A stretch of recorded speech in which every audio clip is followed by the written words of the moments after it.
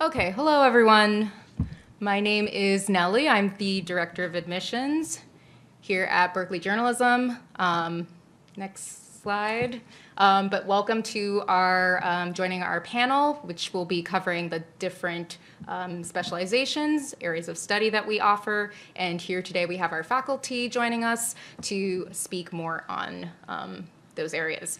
I also wanted to introduce our admissions team, which is joined by Haiti and Fuad, and they are also current second-year students that help me in the admissions office. So yeah, just wanted to highlight their support to the admissions office as well. And as I mentioned in the agenda for today, we'll hear from myself, and I'll just give a brief overview of our Master of Journalism program, give us some context before we hear from the faculty. Each of our faculty will give a brief overview of their own area of study, and then we'll open it up to you all to ask your questions. Whether you're in the chat or and joining us virtually, or you're here in person for our fall open house. And yeah, and then we'll just end with some kind of next steps and other upcoming events that you can keep in mind. So who are we? Our mission is to expand the worldwide impact of truth-seeking, fact-based, and inclusive journalism by training the next generation of diverse journalists to become exceptional storytellers and industry leaders. And a little bit about our Master of Journalism program. At its core, Berkeley is a hands-on environment. We believe that the best way to develop your skills is by actually producing journalism from day one. When you get here. Our classes are intentionally small, and your instructors serve as true mentors. They aren't just academics. They're practicing award-winning journalists who are in the field and know exactly how to pursue, report, and communicate a compelling story. They are deeply committed to mentoring the next generation of journalists, which is hopefully you. You'll start immediately reporting and producing local news, features, and in-depth accounts. As you move through the program, you will go deeper into your specializations, which are the various media platforms that we offer, whether that be audio, documentary, multimedia, video for the web, narrative writing, or photojournalism. And these are the areas of study that you'll learn more about today directly from our faculty. We're also proud to say that our Master of Journalism degree is rigorous and fully immersive. So if you go to the next slide, we'll take a look at kind of the curriculum and kind of why we demand a 2-year commitment. The reason is that we believe that that's what it takes to master this craft, fully immerse yourself in the culture of serious journalism, and absorb the storytelling skills that you need. This includes having the time to complete a summer internship. Between your first and second year, you'll complete 300 hours of supervised journalism at a leading media outlet with the support of our career development director, Betsy Raitt, and our robust networks. Our students consistently land amazing opportunities globally and domestically. Think about getting experiences at places like the San Francisco Chronicle, Associated Press, SF Gate, Northern California Public Radio, and our very own investigative reporting program, just to name a few. Your second year will culminate with your master's project, which this is going to be your chance to produce a signature work of original, ambitious reporting, working closely with a faculty advisor. It can take many forms depending on your concentration, and allows for students to experiment with one of 5 media platforms or a combination of platforms. So that is kind of why you're here today, is to learn a little bit more about those various platforms.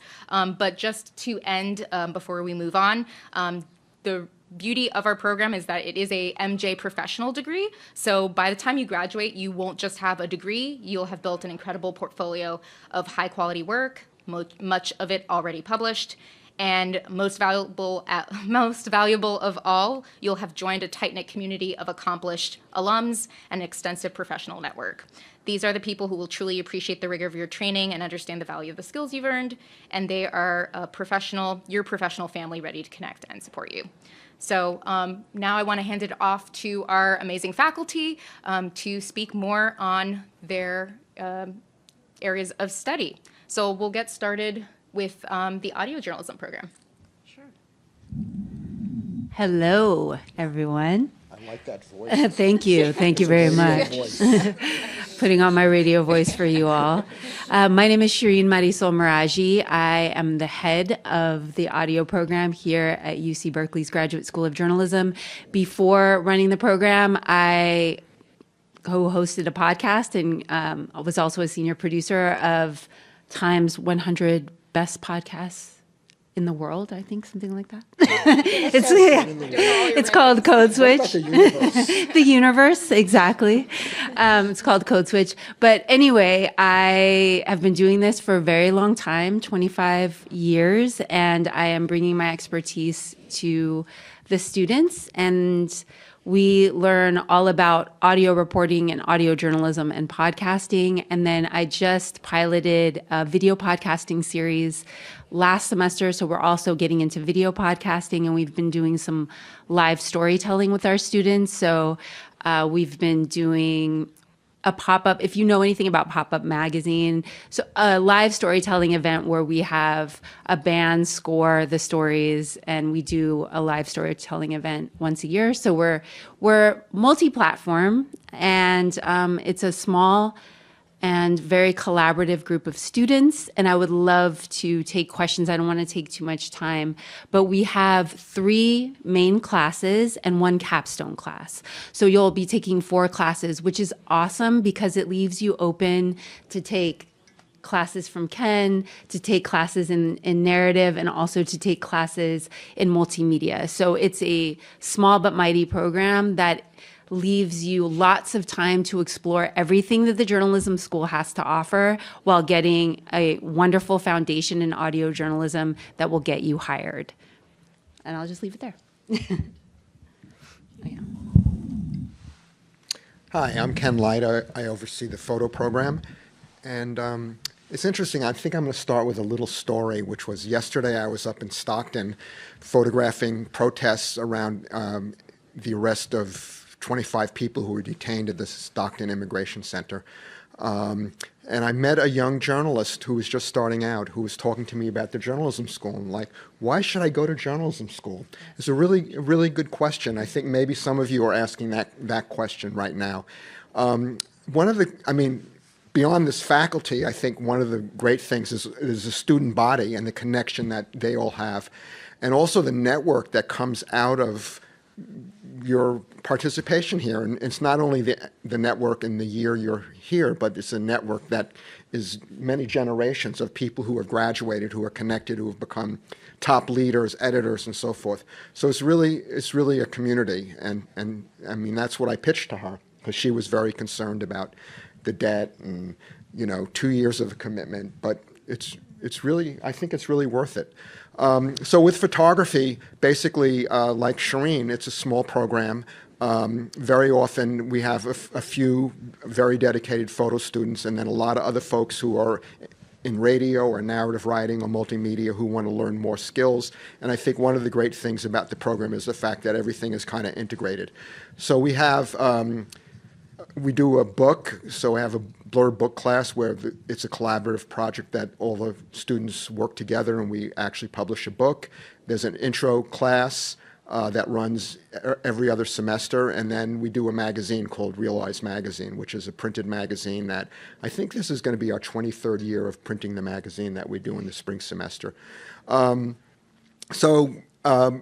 a place where you can increase your skills as a photographer, go out into the real world and make pictures, and then as well, I think, learn all these other skills, because I think you'll find right now in journalism, you can't just know one thing, you have to know multiple things. And I used to joke, sitting next to Shireen, in the old days I used to joke about a student who maybe wasn't doing that well in photography. I said, you be a radio photographer. And now, of course, a radio photographer, you need to have, right? There's, yeah. I think more people look at the web and hear the stories on the web, and the photography is really important. It's very important. Instagram, too. Instagram, yeah. Mm-hmm. TikTok. Thank you. All the things. Yeah, thank you. Hi, everyone. I'm Jennifer Redfern. I'm the director of the documentary program. It's really great to see those of you who are here in person and those of you online. I'll share a little bit about myself and then some about the program and what I think really sets this program apart. I'm a documentary director and producer, Oscar and Emmy nominated. mostly focusing on social and environmental issues. And I'm really passionate and excited about working with emerging filmmakers. Although I focus on social and environmental issues, I love supporting a range of topics and creative approaches. And tell you a little bit about the program. What I think we have one of the strongest documentary programs in the country. And what sets this program apart is that we do really in-depth journalism training combined with cinematic storytelling. So you get this really rigorous training and reporting and researching and finding stories, also with really strong visual storytelling. And so that's one thing. The second thing is we have a lot of connections. So we bring a lot of guests and industry into our classrooms, and we bring our students out to meet industry at events. We have partnerships with SF Film in San Francisco, with BAM PFA, which is our local museum and cinema. So it's this really great opportunity, not only to learn from folks in the program, but also from the industry at large. And then the third thing that I think sets the program apart is that we have relationships with publishers and distributors. And so we, at the end of 2 years, we have this distribution class where we bring in people from the New Yorker, the New York Times, Netflix, and have them talk to you about how to get your film out into the world so that you can make a meaningful impact with the great work that you do here. And we send all of the thesis films to publishers. We've had really great success over the years. Just over the past 5 years, we've had an Oscar win and several Oscar nominations. We've had premieres at festivals like Sundance and Telluride. And our student films have been distributed by places like the LA Times, PBS, POV, and the New Yorker. So we put a lot of effort both into training you in journalism and the craft of filmmaking, and then to make sure that you're connected to the industry so that your work can get out there, both so that it can get seen, but also for you to meet potential employers. We have a bunch of, I won't go too much into depth about our filmmaking classes, but we have a lot of production classes, and so we help you build your portfolio over 2 years. And then we also have these unique opportunities to combine documentary filmmaking with some of our topical areas like investigative reporting, climate journalism, and our new climate journalism lab. We have students that take Ken's course in photojournalism, so there's an opportunity for cross-pollination between some of our topical courses. And we also work in small cohorts and prioritize hands-on learning and interactive personalized instruction and mentorship. And I'll leave it there. We have there are some additional questions and a video component of the application, but we could talk about that during the Q&A. Okay. Thanks, Jennifer. My name is Elena Konis. Oh, sorry, I need a device. Us writers don't use technology. I'm Elena Konis. I direct the narrative writing program. We are the home for all the writers and the people who can't decide quite what to do. The writing track has 3 potential pathways. Our students either focus on short form and a combination of hard news and enterprise and feature writing, or they focus on long form magazine style writing, or we also are a home for the investigative students who want to write and spend a lot of time reporting deeply, 1, rarely 2 investigative projects. So We have a variety of courses that are designed to kind of help students specialize after the first semester. Everybody starts in the same fundamental classes, and then by the spring of their first year, they start to branch off depending on the kind of writing that they want to focus on. There is a lot of room in our track for folks to take courses in multimedia, in audio, in photo, and so a lot of the narrative students end up having a fairly diverse set of courses after the first semester. Our track is highly focused on pitching work and getting published clips. We aim to have every student in our track graduate with a portfolio of preferably published, and in some cases where necessary, publishable work, and experience working with editors, connecting with editors, and in our How to Be an Editor class, thinking like editors, so that you leave here not just knowing how to write, but knowing how to be a professional writer out there in the world. The last thing that I'll say about the narrative writing classes is that they're structured in such a way that we think of ourselves as your curators and your coaches. A lot of folks come here with really strong writing skills already, and possibly even a writing style or a writing voice. Our classes are here to expose you to a variety of different ways of writing, mostly after the first semester, give you a chance to try your hand at different writing. If you've never written a funny thing in your life, we ask you to try to write something funny, for instance. And if it doesn't go well, you never have to do it again. But we want to give you this breadth of experiences. And we also want to make sure that you've got somebody in your corner during your 2 years here. So with every last question that you have somewhere to turn. We become part of your network, your classmates become part of your network, and hopefully that reflex, I don't know how to do this thing, let me ask somebody I know, becomes part of your professional practice. So that's the narrative writing track in a nutshell, and I'll hand it off to Jeremy. Oh, and let me also add, I can answer questions about our joint program with public health and also the topical area of science reporting. Thank you, Elena. My name is Jeremy Sanchez-Rue, and I oversee our multimedia specialization. Multimedia is basically a catch-all term for all the multi-platform work. What it is comprised of areas of doing digital-first storytelling. So we look at things like video for the web, vertical video, which we're getting more and more into in the last few years, web coding, and we have classes in teaching some coding classes as well as adjacent to our data journalism specialization. We try to specialize in immersive storytelling, so a lot of our students pitch master's projects that are out of the box, creative. There are these websites. We had a student last year do something with augmented reality where she put up a gallery and you can point your phone and it turns pieces of media into videos.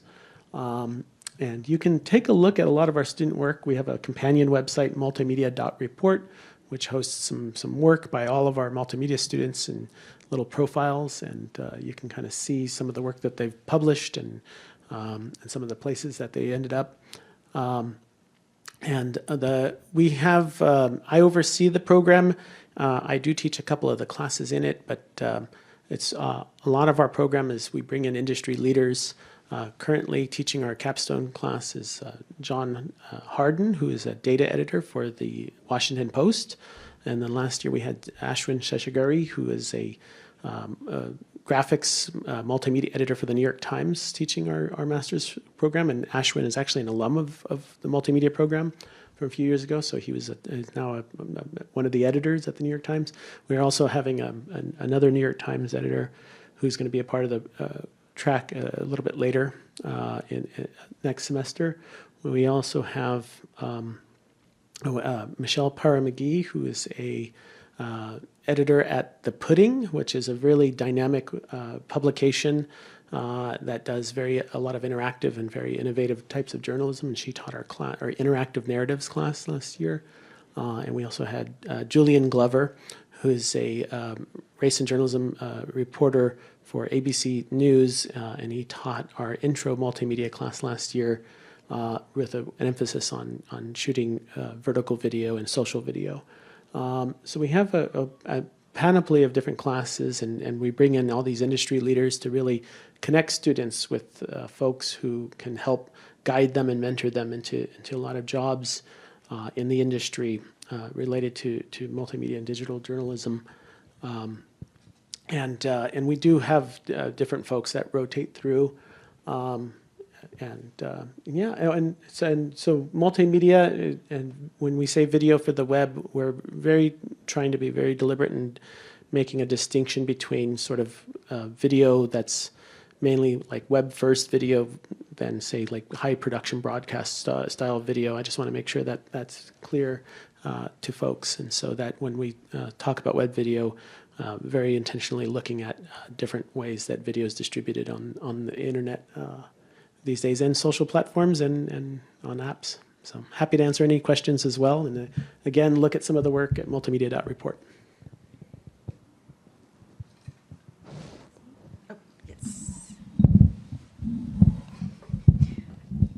Thank you, everyone, so much for sharing. I do want to make sure, based on just everyone's time here, I know people have places to be, so just want to make sure that we're getting your questions answered as well. So I don't know if we want to start with anyone in the audience that maybe has a question. I don't see any questions in the chat yet, so if you want to take this time to ask questions. I don't know if you all prefer like raising hands and unmuting for people online, or do you prefer that we just they put their questions in the chat? Do you have a preference? Prefer that they just, okay, so let's do that.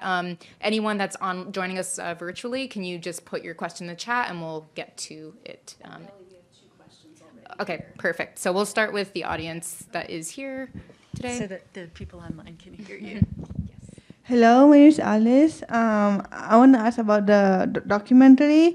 I've done documentary before, and I want to know if you've done like doing anything like news, more like sports documentary, because I'm really interested in doing sports documentary, and there's like different styles of documentary that you do besides like reporting or like incarcerated reporting. And I'm more also interested in the topic of seismic. I recently did documentary about earthquake, where I asked questions about professors. I interviewed professors from UC Berkeley, and I did it outside of my own work. And yes, it was a lot of work doing my first time, but I really enjoyed doing documentary. But I was wondering, like, for the documentary topic, do you do any like seismic or any kind of similar like sports that that I might be interested in? Yeah, thank you for that. It's a really great question. So, couple of things. So we have 3 production courses. So there's an intro to documentary, an intermediate, and then a year-long documentary workshop. And so in all 3 classes, you'll have an opportunity to work on a range of projects. They vary in length, so they start shorter and then they get longer. The final piece is a 25-minute film. That's your thesis. I have actually a student this year, and you'll meet him tomorrow, who's really interested in sports. So I can introduce you and you can have a conversation with him about it, Jack. So we do absolutely support a range of topics. Seismic is really interesting. We haven't had anyone do a film yet, but there was an earthquake yesterday that woke me up. So so there's a lot of, I think there's an opportunity there to do something interesting. There's a seismic lab, I think, that Berkeley is a part of, where they simulate. So that could be really interesting. So yes, definitely. What we don't have live sports coverage in the sense where you'd have multi-camera coverage and a studio and things like that. So if you were interested in that approach, that's not something we've done, but we do have students who are interested in covering sports and do sports stories with the equipment that we have. You could film live sports, but we don't have a studio with, someone, an announcer and multi-camera coverage and things like that. But you could do some really interesting sports films. Yeah. Do you have a career for that? Like, if there's a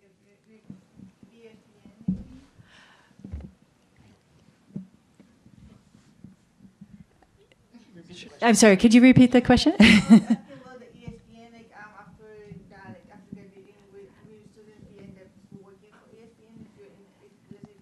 So if you're interested in working for ESPN, it depends on the type. If they expect you to have studio sports coverage, then we don't offer that. I'd have to do a little bit of research to see where the overlap is, and I can let you know tomorrow. Yeah. We also have an alum that his career is in sports broadcasting, and he had a long career. He's an alum from 81, so an older alum. And I know a lot of things have changed in the program, but you know that's a good opportunity to ask as well, from someone that's been in that industry for a long time. So yeah. The alum panel's on Thursday from 3 to 4. Yeah. Any other questions out here? Because there are some questions in the chat as well. Oh, go ahead. Sorry. I just don't know how to turn this on. It's on. Okay. Hi. Is it on? Okay, cool. Hi. My question is more regarding the process of admission, so I think it's with you. It's just because I'm not quite sure how it works with how committed I am to, let's say, if I have experience with writing or documentary, and then those are the options that when I apply to, I select. How is that process regarding admissions? Because I'm not sure which one I want to focus on right now. That's true.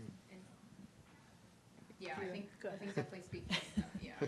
In terms of the admissions process, so we do have, there are, and I have them here, a couple of extra questions that, I'm just going to take this up, that we ask when you apply for the documentary program. And so there are a couple of additional essay questions. We're really interested in your interest in documentary filmmaking. So what brought you to it, and what are some of your influences?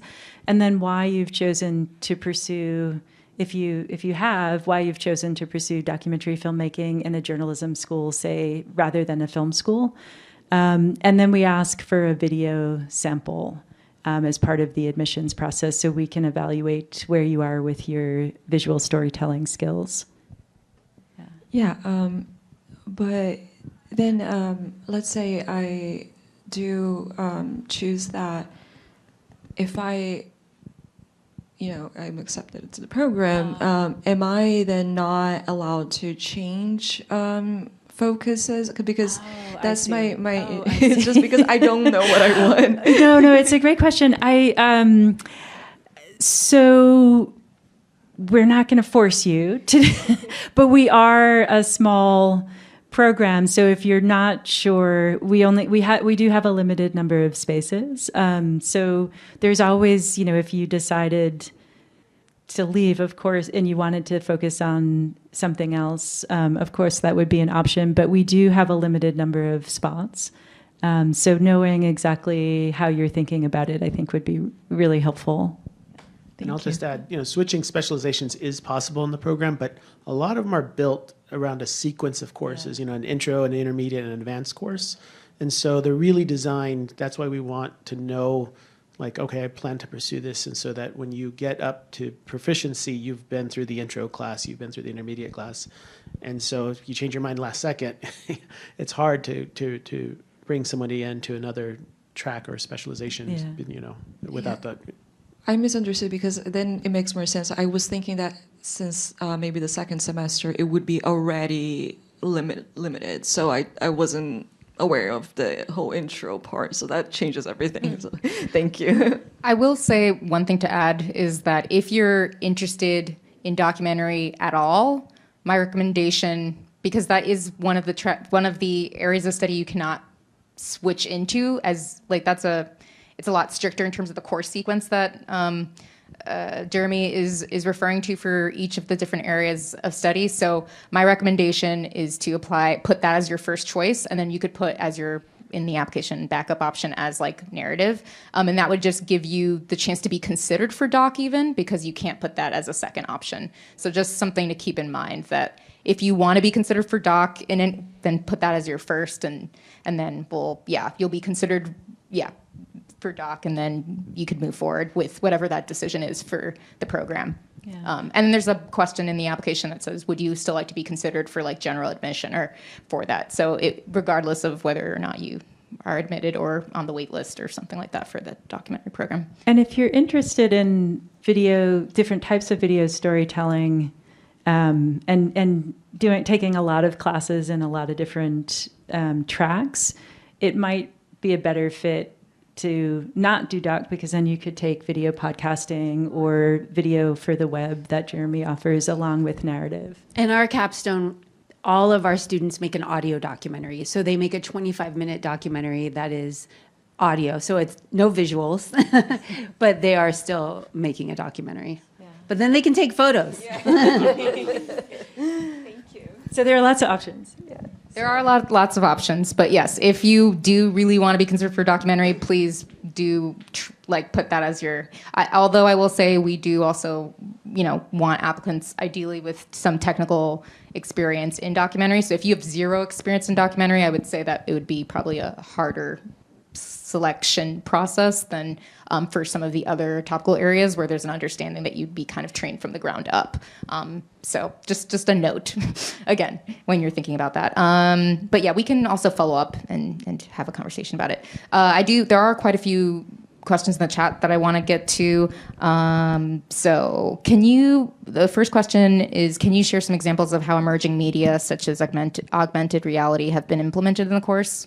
Yeah, so we try to create a track in the multimedia program that allows students to sort of think and pitch ideas that we will try to figure out ways to support. We don't have like a course that is specifically on augmented reality.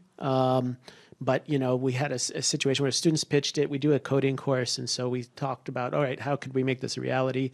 There's this library out there, this coding library that allows you to do augmented reality.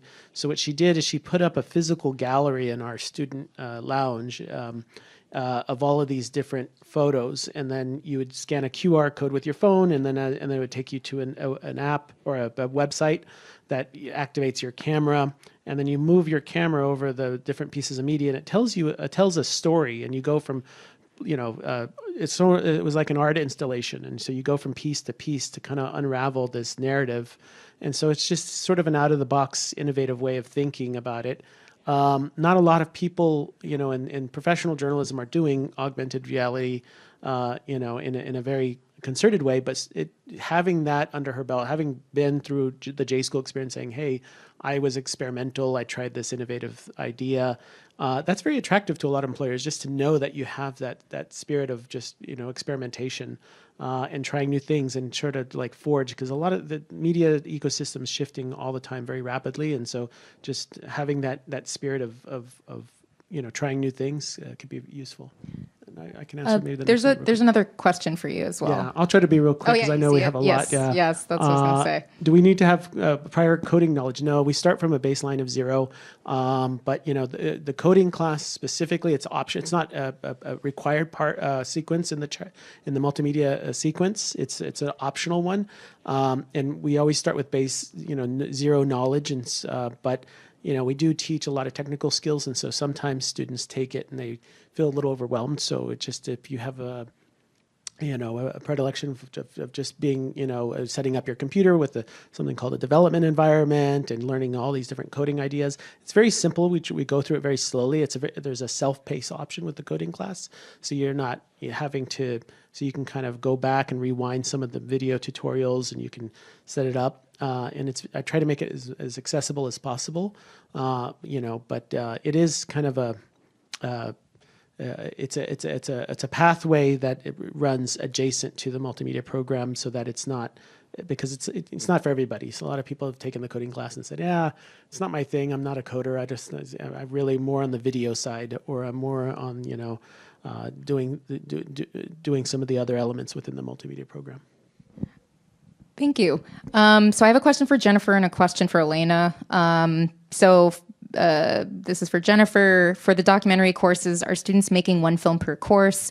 And curious, are there any filming exercises with faculty assigned topics? That's interesting.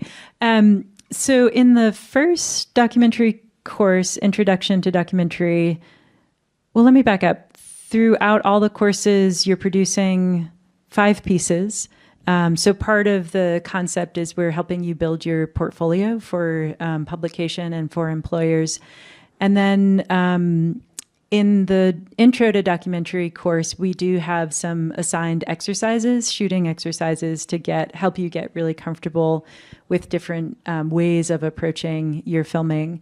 But in that class, there are 2 short films that you'll make. In the intermediate class, 2 short films. And then in the final year, it's 1 longer piece. You do a deep dive into a longer 25-minute piece. Thank you, Jennifer. So the next question, can you share notable examples of topics students within the concurrent, so they're speaking about the concurrent public health journalism program have covered within the narrative journalism specialization, short, long form, etc. Sure. I'm going to answer that in 2 ways. The MPH-MJ program gives students the option to choose any specialization within the School of Public Health and then any track within the School of Journalism. So within the School of Public Health, they can, for instance, focus on biostatistics, epidemiology, nutrition, environmental health. And then within our school, the narrative track is one of the options that they can choose to do the degree focused on. But we've had students also do multimedia and public health, do documentary and public health, and on down the list. It's also a very, very small program that sometimes admits as few as 1 student per year. These students are getting 2 two-year degrees in 3 years. It's a very demanding program. It's very time-intensive, and they have 2 master's projects to complete in those 2 years. The students, however, include one whose documentary master's project film was awarded a Student Academy Award. They include students who did COVID reporting that ended up on the front page of the New York Times. They include students who have reported on a variety of health issues, health policy issues, environmental health issues that have been reported in national, international, and local, published in national, international, and local publications. And these students have gone on to a variety of careers. Most of them are health reporters. 1 or 2 ended up in medical school, but they still write.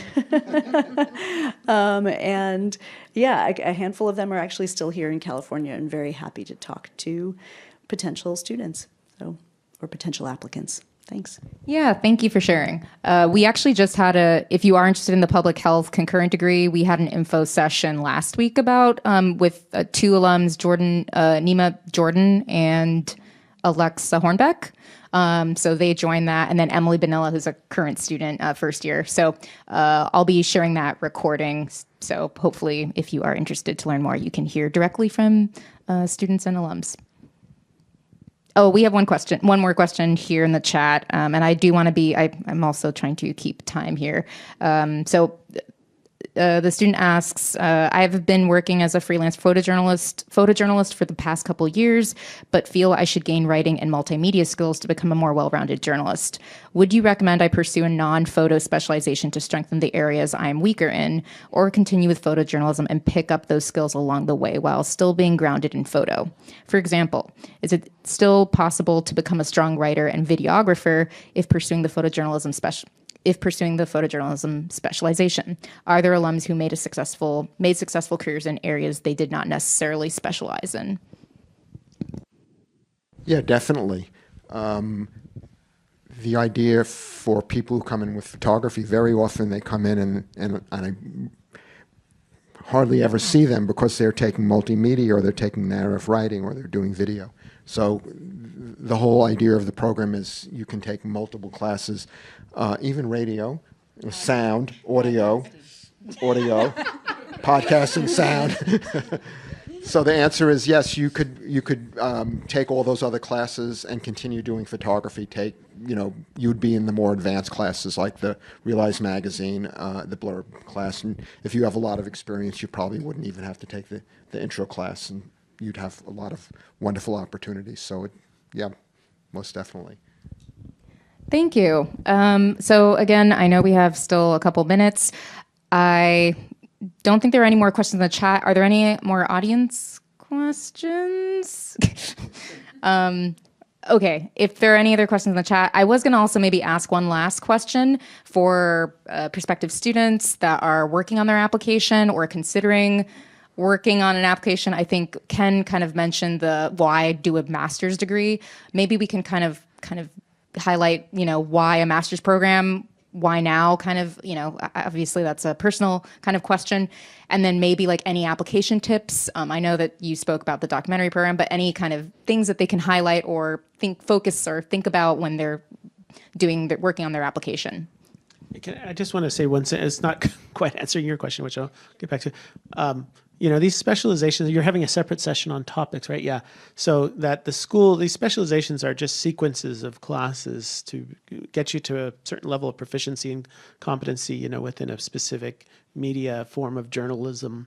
But our students, we have so many other topical classes around data journalism, investigative reporting on health and science, reporting on climate change and incarceration, and all these other topics that and we add more all the time.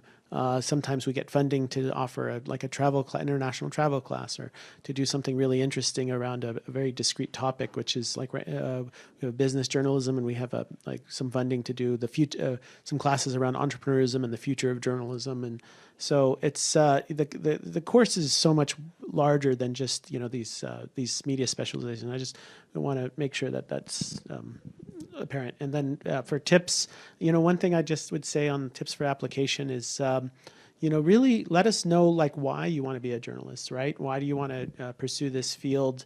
Because I think that's so crucial for us to understand. We want students who are excited to be here, who are excited about the profession, who want to be change makers, to go out and be witness to realities that are occurring every day. And there's something about working with students who are really enthusiastic about this profession, this field. So I don't know if my colleagues have other ideas.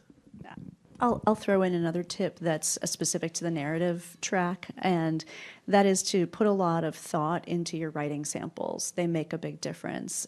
Try to avoid turning in writing samples that are not journalistic in nature. The more journalistic they are, the better a sense that we can get of what kind of journalist you have the potential to be. So put a lot of thought into those samples, ask Nellie or others for tips, and avoid submitting term papers, because we know they're very good, but we're looking for something else. And you want a really strong personal statement that has a beginning, middle, and end, that has a narrative arc that shows that you care about keeping the attention of the people who are reading your application. We read a lot of these, and so you want to stand out. And I was going to say, sometimes people come in who want to be narrative writers, and then they fall in love with photography, and sometimes they come in doing photography and they fall in love with Radio. What is that song, Radio? So I think you shouldn't feel like you're stuck in a slot when you come here, because that's absolutely what we don't want. And there's so much cross-pollination between all of these fields and all of the faculty that I think makes this place so special, so different than Columbia or NYU or Northwestern or any of the other programs. Yeah, that's great. And thanks, Ken. To answer your question about why a 2-year program, I think I was thinking of a quote that one of my students shared with us, which is, this program really gives you a chance to take, messing up the quote.